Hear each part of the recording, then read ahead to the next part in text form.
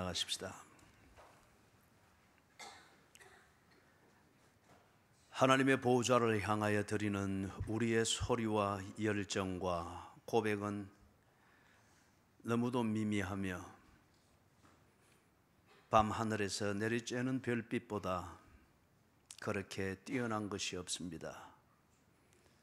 공중에 흩어져 사라져버릴 만한 작은 소리에 불과하나 주의 백성들을 찾으시며 주의 백성이 있는 그곳을 찾아 마구간도 정확하게 찾으시고 때도 정확하게 찾으셔서 그 가운데 오신 우리 하나님께서 이 예배를 들으시며 지켜보시며 받으시는 줄로 믿습니다.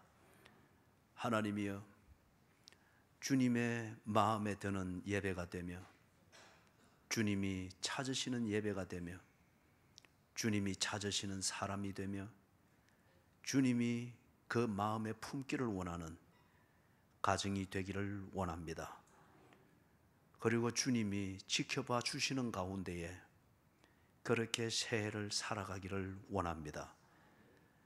지나간 한 해를 보내면서 우리가 하나님을 잊을 정도로 애쓰는 만큼 우리는 표류하는 것밖에 되지 아니하였음을 방금 경험했습니다. 이제 주신 새해에는 주님이 들으시는 소리를 내게 하시고 주님이 찾으시는 사람이 되게 하시고 주님이 머물고 싶어 하시는 일상이 되게 해 주시옵소서. 어찌하면 그런 삶을 살 수 있는지 주신 이 말씀으로 주께서 우리에게 가르치시는 줄 믿습니다. 듣게 해 주시옵소서. 깨닫게 해 주시옵소서. 깨달은 것을 그대로 실천할 수 있는 믿음을 주시옵소서. 예수님의 이름으로 간절히 기도드리옵나이다. 아멘.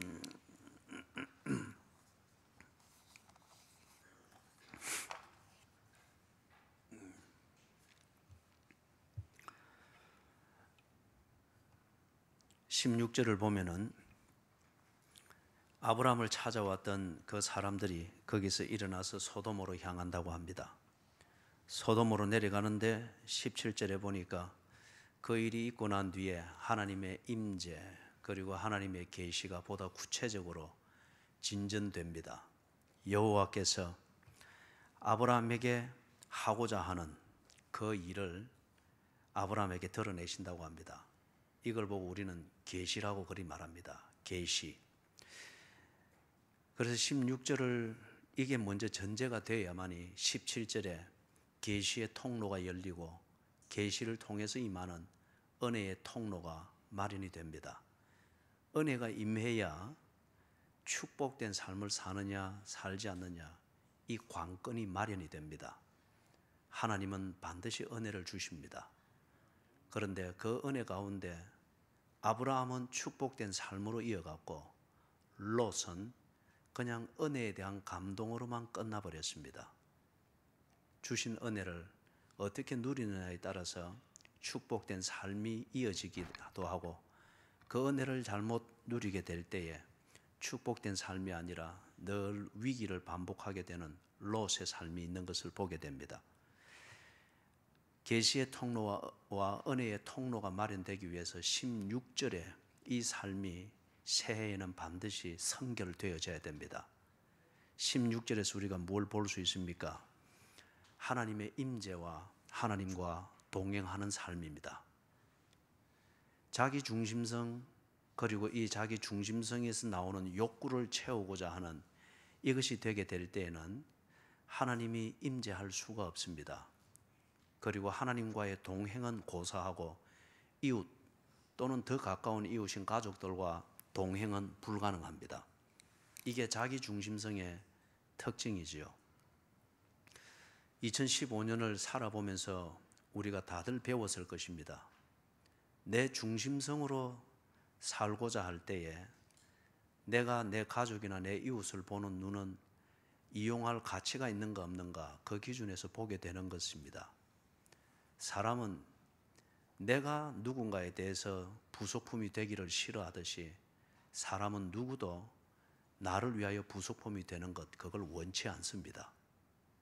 그렇기 때문에 자기 중심성, 이걸 가지고 지 일상을 만들어 간다 하게 될 때에 동행은 불가능합니다. 더더구나 하나님과의 동행은 불가능합니다.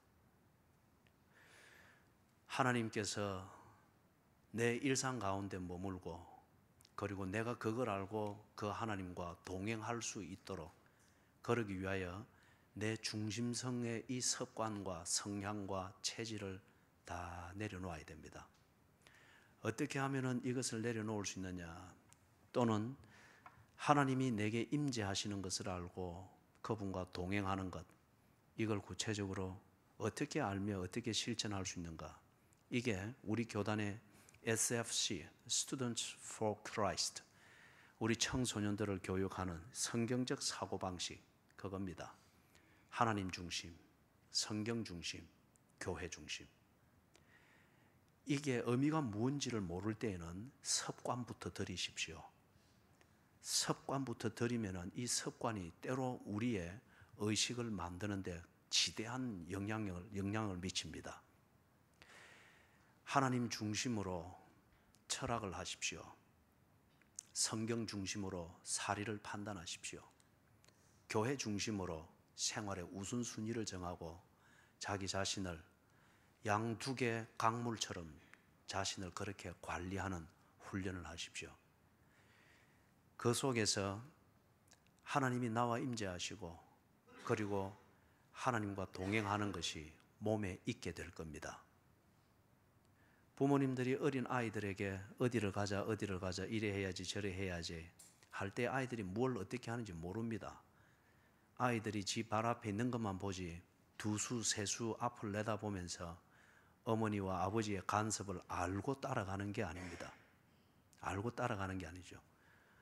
부모 중심, 그리고 부모의 가르침 중심, 부모님과 동행하는 그 생활 중심, 그걸 가지고 부모님이 두수 세수 앞을 내다보고 이래 해라 저래 해라 하는 간섭을 싫지만은 따라가는 겁니다. 하나님 중심, 성경 중심, 교회 중심, 그렇게 사십시오. 그 습관을 들이십시오. 그래 하면은 하나님의 임재를 보게 될 겁니다. 그리고 때로 내가 알지 못하지만은 모르는 가운데에서도 하나님과 동행하는 그 삶의 길에서 벗어나지 아니할 겁니다. 이게 되니까 17절에 이 일이 있습니다. 은혜의 통로가 열리고 거기서 계시가 임하는데, 계시는 나를 위해서 하나님께서 가지고 계신 계획을 말합니다. 나를 위해서 가지고 계신 하나님의 계획이 내게 드러나는 것, 내가 깨닫게 되어지는 걸 보고 계시라고 그렇게 말합니다. 계시. 하나님 중심, 성경 중심, 교회 중심, 이 삶이 구조가 잡히니까 17절에 계시의 통로가 열립니다. 그래서 여호와께서 이르시되 내가 하려는 것을 아브라함에게 숨기겠느냐. 2016년을 같이 시작을 하면서 우리는 시간의 동지입니다. 누구도 이 2016년의 행군에서 낙오되는 것을 원치 않습니다. 그러기 위하여서 오늘 성경에 근거하여서 이 출발선상에서 서로 힘을 내도록 이야기하고 목표에 있어서 흐리지 않도록 우리가 서로 권면하고 상고하는 이 말을 잊어서는 안 되겠습니다.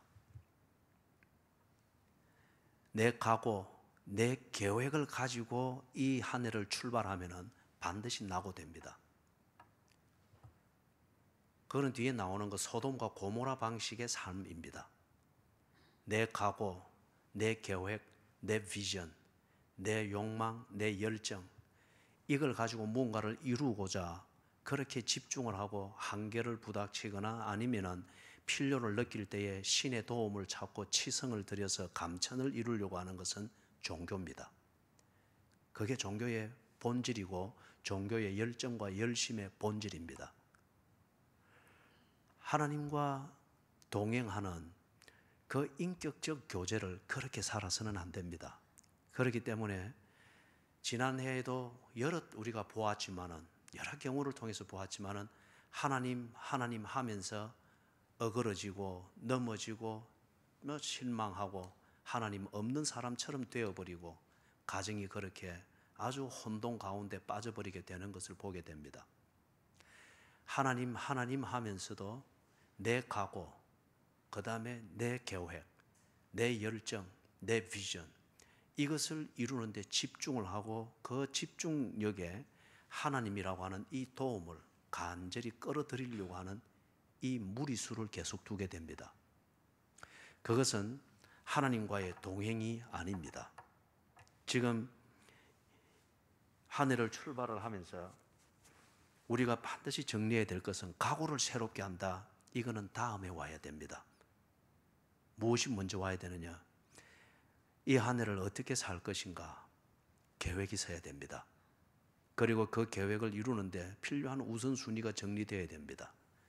이 모든 것이 복잡하면 단 하나, 이 한 해도 살아야 될 가치가 정리되어야 됩니다. 이 한 해도 살아야 될 가치가 정리되어야 됩니다. 그것이 무엇이냐? 하나님께서 내게 대해서 계획을 가지고 있는 것을 알아야 됩니다. 그리고 하나님이 나를 향해서 가지고 있는 계획을 이루기 위하여 내게 주신 시간 중에 2016년이라는 또 새해를 시작하셨다는 이 가치를 가지고서 내 앞에서 지금 시작되는 새해를 보아야 됩니다. 하나님께서 계획한 것이기 때문에 내 인생은 분명히 가치가 있는 것일 겁니다.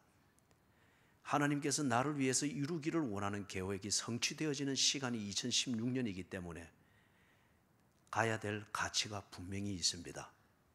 그리고 시간이 지나면 지날수록 나를 향한 하나님의 계획이 성취되어지는 것이기 때문에 2016년도에 만들어질 나의 일상이 모아져서 만들어지는 한 해의 인생이라고 하는 것은 거룩할 것입니다.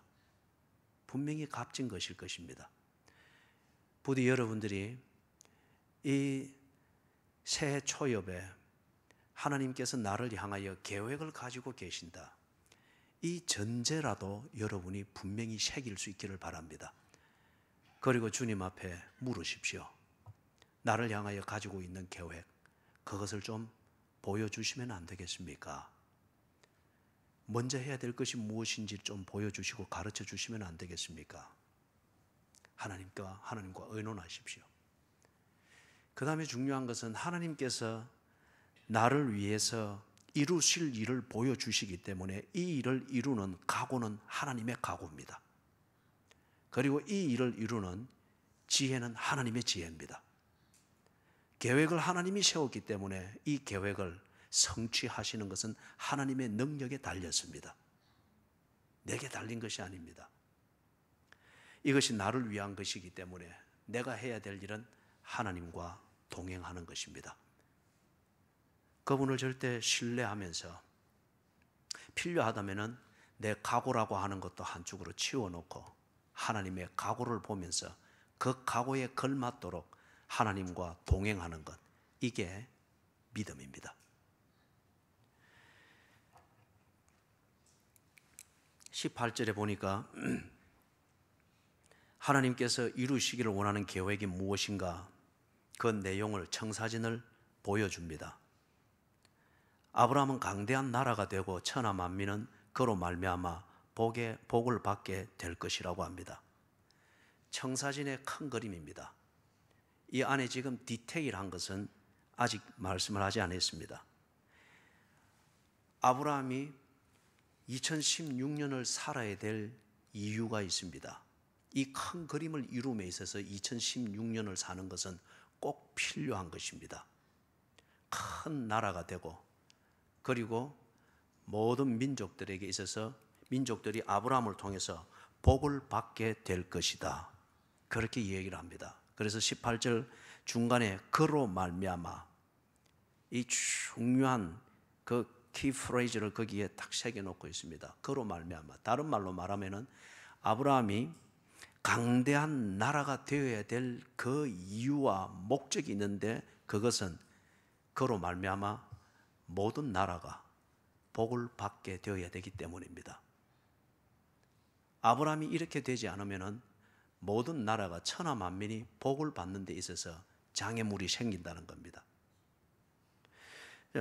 아브라함이 강대한 나라고 나라가 되는데 그 이유는 천하 만민이 그로 말미암아 복을 받는다. 그렇다면 여기서 말하는 복이 무엇일까요? 새벽기도 시간을 통해서 우리가 지금 창세기에서 우리에게 정리해 주는 복의 개념을 서서히 우리가 정리를 해 나가고 있습니다. 복은 양의 문제가 아닌 게 창세기의 기본적인 개념입니다. 양의 문제도 아니고 길이의 문제도 아니고 높고 낮음의 문제도 아닙니다. 더더구나 복은 상대적인 개념이 아니었습니다. 그리고 복은 뭔가 좀 편안해지는 것, 어떤 이런 개념도, 물리적인 개념도 아니었습니다. 복의 개념은 관계였습니다. 바른 관계를 맺고 그 다음에 두 번째, 그 관계의 본질 자체를 누리고 즐길 수 있는 교제를 일상처럼 향유하게 되는 것, 그게 복의 본질이었습니다. 부디 여러분들이 새해에는 바른 관계를 맺을 수 있기를 바랍니다. 바른 파트너를 찾으시고 그리고 그 파트너와의 당당한 관계를 맺을 수 있기를 바랍니다. 바른 관계인지 당당한 관계인지를 점검하려면 그 관계가 중심이 되어지는 교제를 내 일상에서 만들어 가고 있느냐, 그걸 보면 정확합니다. 내가 그렇게 중요하게 여기지 않는 관계, 그러나 정치적 목적으로 필요하기 때문에 맺어둔 관계일 것 같으면 그 관계를 두고 그 사람은 일상을 두고 우선순위를 정하지 않습니다. 일상은 그 관계와 전혀 상관이 없죠. 부디 새해에는 관계와 교제로 일컬어지는 일상과 이분화되어지는 이 일이 여러분에게 생기지 않기를 바랍니다. 하나님과의 관계, 모든 관계의 근본입니다. 이 근본적인 관계를 가르치기 위해서 부모와 자식의 관계를 우리에게 주셨고, 그리고 이 부모와 자식의 관계를 통해서 형제와의 관계를 확대해 나가는 것을 배우면서 사회를 배우게 했습니다. 자식은 부모를 공경하고 부모는 자식을 위하여 내리사랑을 하고 형제 간에는 서로 다투고 양보하고 용서하고 그리고 싸우는 이 과정에서 더불어 사는 것이 무엇인지를 깨닫고 그것을 훈련할 수 있는 그런 좋은 관계를 만들어 갈 수 있기를 바랍니다. 가정이라는 환경에서 그 경험들과 배움을 통해서 여러분의 사회생활의 지경이 건강하고 힘있고 생산적으로 확대되어져 가기를 주님의 이름으로 축원합니다. 복은 관계의 개념입니다. 그리고 이 관계를 일상에서 누리고 즐기고 향유할 수 있는 것, 이것이 복입니다. 자, 이걸 조금 더 정리를 다듬으면 이렇습니다. 복을 받게 될 것이라. 아브라함이 천하 만민이 복을 받게 되는 이걸 위하여서 자기의 필요한 그 상태를 만들어야 되는데, 이걸 지금 18절에서는 강대한 나라가 된다. 강대한 나라가 된다. 자, 그러면 무언가 복을 받게 된다는 게, 첫 번째, 모든 나라가, 천하 만민이 아브라함을 보면서 또는 아브라함의 영향력을 통해서 삶의 목적과 의미를 알게 된다는 겁니다. 두 번째는 목적 있는 삶을 추구하는 도움을 입게 된답니다.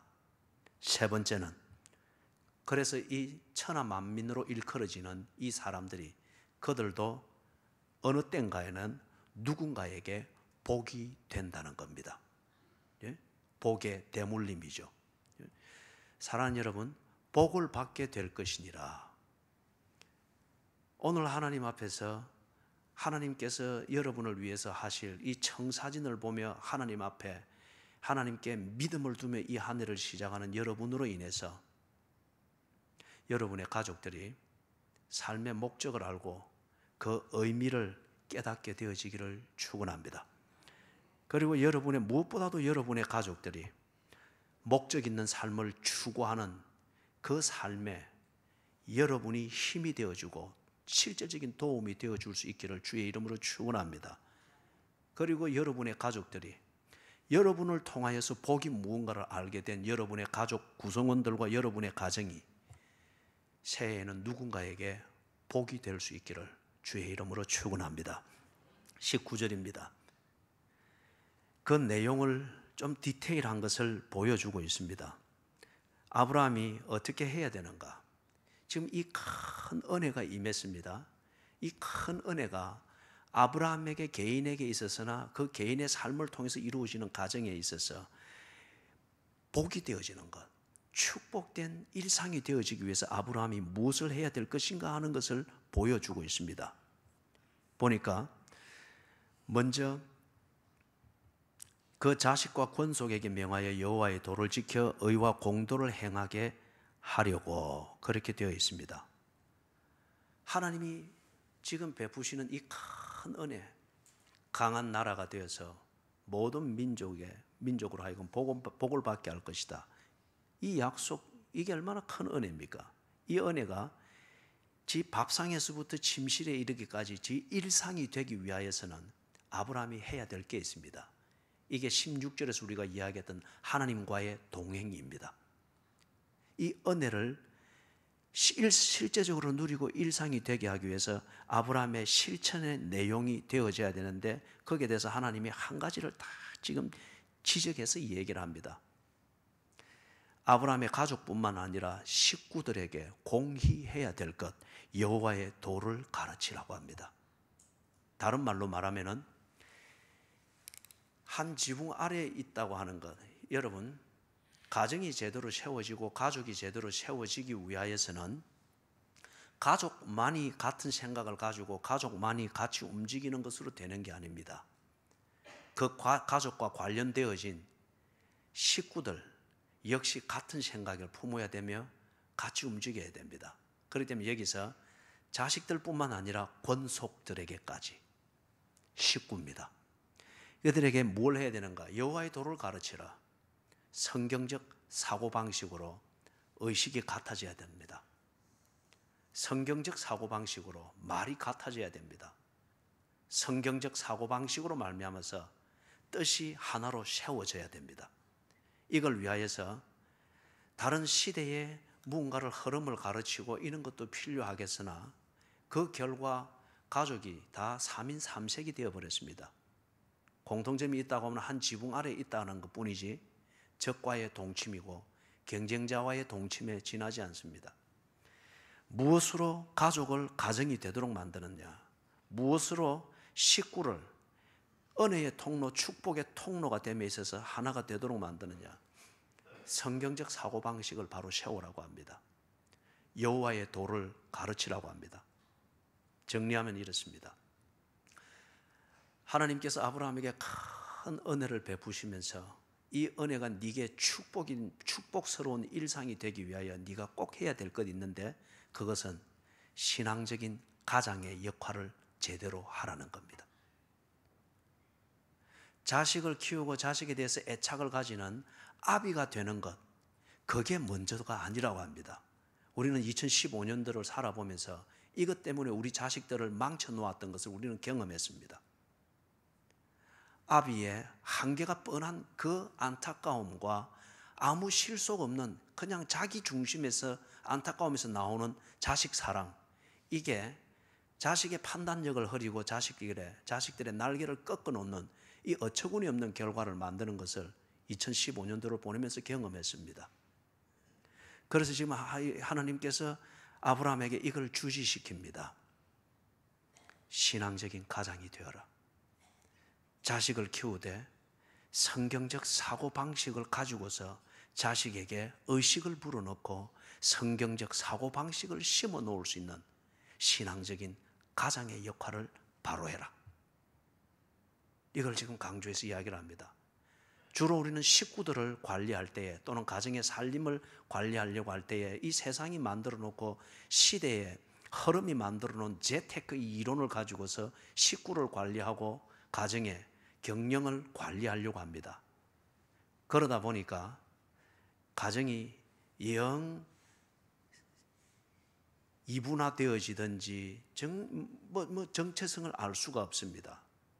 여기에 대해서도 하나님께서 딱 말합니다. 식구를 관리하는 것, 가정의 경영을 하는 이것도 하나여야 된다고 합니다. 성경적 사고방식으로 가장의 역할을 바로 해라. 그리하면은 자식을 바로 양육하게 될 것이고 재테크를 바로 하게 될 것이고 식구를 바로 경영하게 될 것이고 가정을 바로 세우게 될 것이다. 그것을 아브라함에게 주지를 시키고 있습니다. 사랑하는 여러분,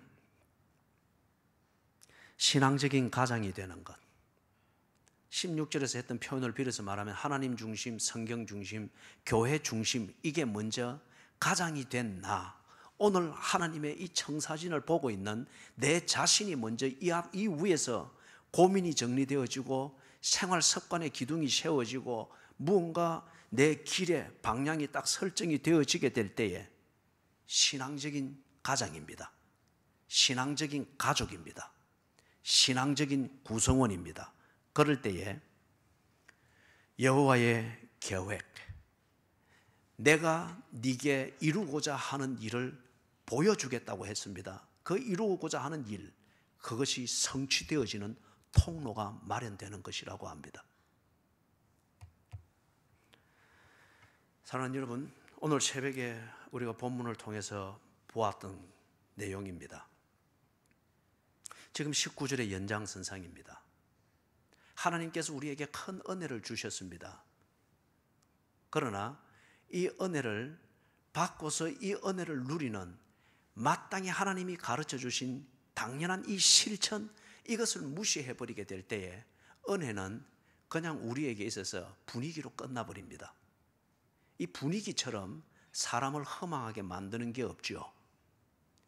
하나님의 은혜, 지금 들리는 약속, 이 약속을 통해서 그려지는 기대, 이것이 실제로 내 밥상에서부터 침실에 이르기까지 내 일상이 되기 위하여서 내가 해야 되는 것, 그 실천, 이걸 반드시 놓쳐서는 안 됩니다.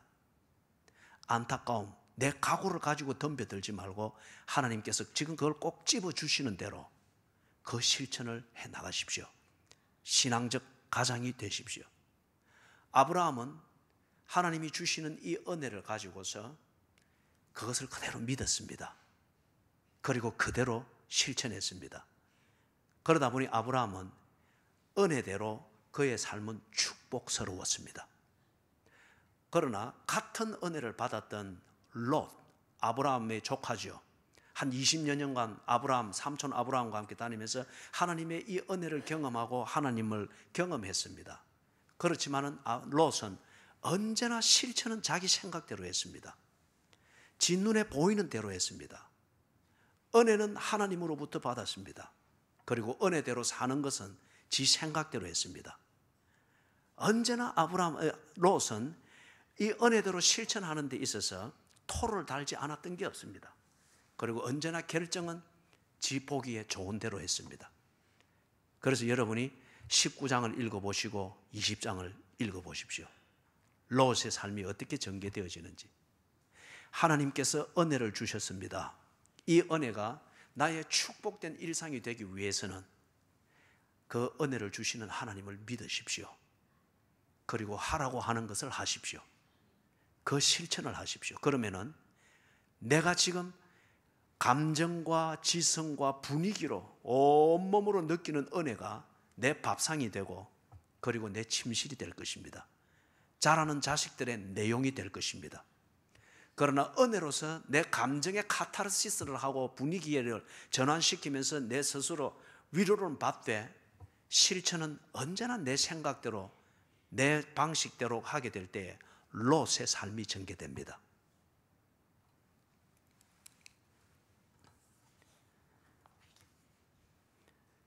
(20절) 21절에서 하나님께서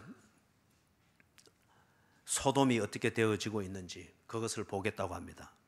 여러분, 왜 하나님께서 이 소돔과 고모라를 정리하실까요?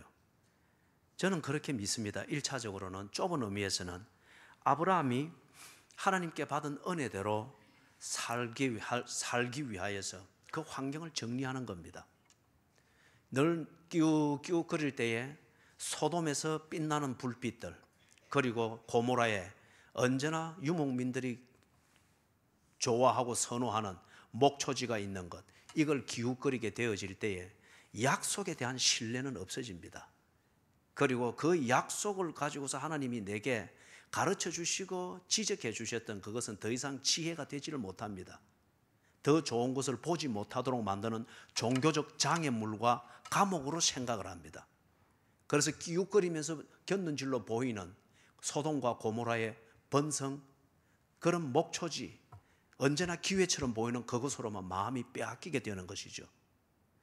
아브라함을 사랑하셔서 은혜를 주시고 이 은혜대로 살도록 인도하기를 원하시는 하나님께서 소돔과 고모라를 정리하십니다. 그런데 여러분, 소돔과 고모라를 정리하는 이 내용이 22절 이하에서 쭉 나오고 있습니다. 여기서 간단하게 좀 정리를 하겠습니다. 여러분, 하나님의 은혜대로 은혜로 주시는 약속, 계시의 통로를 열어서 내게 이루어 주실 일, 가정을 위해서 이루어 주실 일, 교회를 위해서 이루어 주실 일, 그것을 중심으로 하여 가정을 세우고 자식을 키우고 교회 생활을 하십시오. 그런데 우리가 은혜를 받으면서 감정의 카타르시스를 하고 우리의 정신의 위로와 힘을 얻고자 하면서 자식을 키우는 것은 소돔과 고모라 방식으로 키우려고 합니다. 하나님의 은혜에 거할 수 있는 가정으로 세우려고 하는 것이 아니라, 은혜는 하나님께 받고 가정을 세우고 자식을 키우는 것은 번성해 있다고 여겨지는 소돔과 고모라에서 경쟁력 있게 정착할 수 있는 자식으로 키우려고 하고 그런 가정으로 세우려고 합니다. 이게 큰 실수입니다. 우리는 이미 번성해 있다고 여겨지고 우리의 기대를 사로잡는, 그러나 담 넘어 비치는 그 불빛일 뿐입니다. 그 소돔과 고모라에 가서 거기서 뭔가 정착을 하고 우리의 경쟁력을 발휘하기 위하여서 가나안 땅에서 하나님을 줄기차게 찾는 방식의 신앙생활을 합니다. 하나님은 우리를 소돔과 고모라로 보내기를 원치 않습니다. 하나님은 우리를 약속의 땅에서 하나님이 주시는 것, 소돔과 고모라가 흉내낼 수 없는, 세상이 줄 수 없는 평화, 그 은혜대로 누리며 살기를 원하십니다. 그래서 지금 이 소돔과 고모라를 정리하십니다. 현혹되지 않도록 정리해 버리십니다. 그런데 여러분, 두 번째 생각해 볼 것은, 소돔과 고모라에 대해서 거기에 롯이 가 있기 때문에 아브라함이 참 하나님의 긍휼을 구하면서 소돔과 고모라에 기회를 줄 것을 기도합니다. 아브라함이 원하는 대로 하나님이 다 들어주었습니다. 그럴지라도 소돔과 고모라가 구제받을 수 없을 정도로 눈을 씻고 찾아봐도 소돔과 고모라에는 의인이 없었습니다. 다른 말로 말하면 소돔과 고모라는 휘황찬란한 불빛이 있고 기회처럼 보이는, 경제가 있고 그런 것이 있을지는 모르나 통로가 다 막혀버렸습니다. 은혜의 통로가 막힌 곳이었습니다.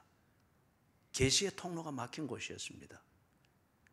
은혜를 느끼고 은혜에 대한 갈증은 가질 수 있을지 모르나 은혜를 축복으로 만드는 삶과 의식이 없는 도시였습니다.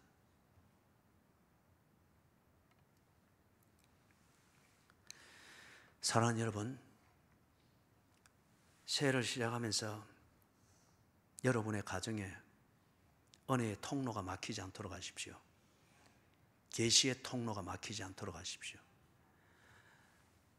5인 가족이 그 중에 4명이 다 소돔과 고모라의 가치관과 그 경쟁력으로 이 세대와 깊이 이 세대에 물들어져서 그걸 위해서 신앙생활이 필요하고 교회 생활이 필요하고 그렇게 한다 할지라도 당신 한 명만은 계시의 통로로 살아남아 있어야 됩니다. 오늘 이 말씀을 듣고 느낌이 있는 당신 한 명만은 남은 거루터기의 역할이라도 해야 됩니다. 하나님은 남은 거루터기를 없애지 않는다고 했습니다. 그걸 통하여서 새싹이 나게 하고 다시금 일으킨다고 약속을 하셨습니다.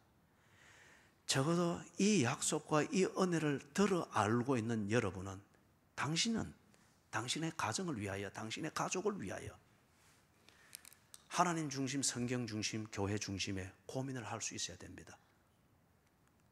소돔과 고모라가 그랬지 않습니까? 하나님께서 아브라함을 봐서라도 거기를 살려주려고 그렇게 찾아봐라 했는데 눈을 씻고 봐도 없었습니다.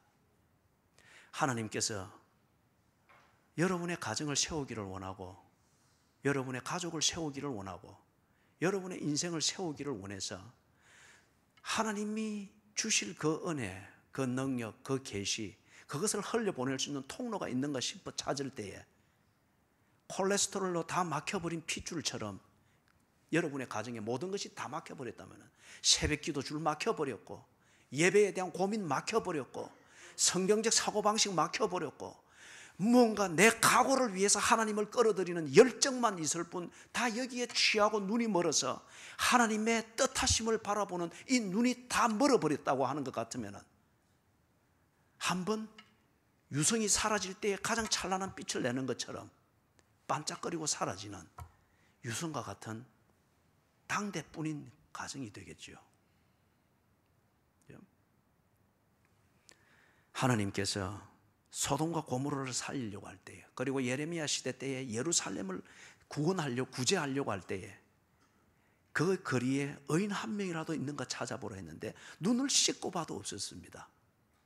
적어도 말이에요, 새해에는 내 가정을 회복시키고, 새해에는 내 자식들의 인생을 회복시키고, 새해에는 내 가족이 당대만이 아니라 우리 가문에 오고 오는 세대에 복을 받게 되도록 만드는 복의 통로가 되도록 하기 위하여서는 적어도 당신은 계시의 통로로 살아남아 있어야 됩니다. 그리고 하나님이 여러분의 가정을, 여러분의 자녀를, 여러분의 부모를 구제하기 위해서 누구를 통해서 말해줄까 볼 때 통로 한 명은 있어야 되는 거예요.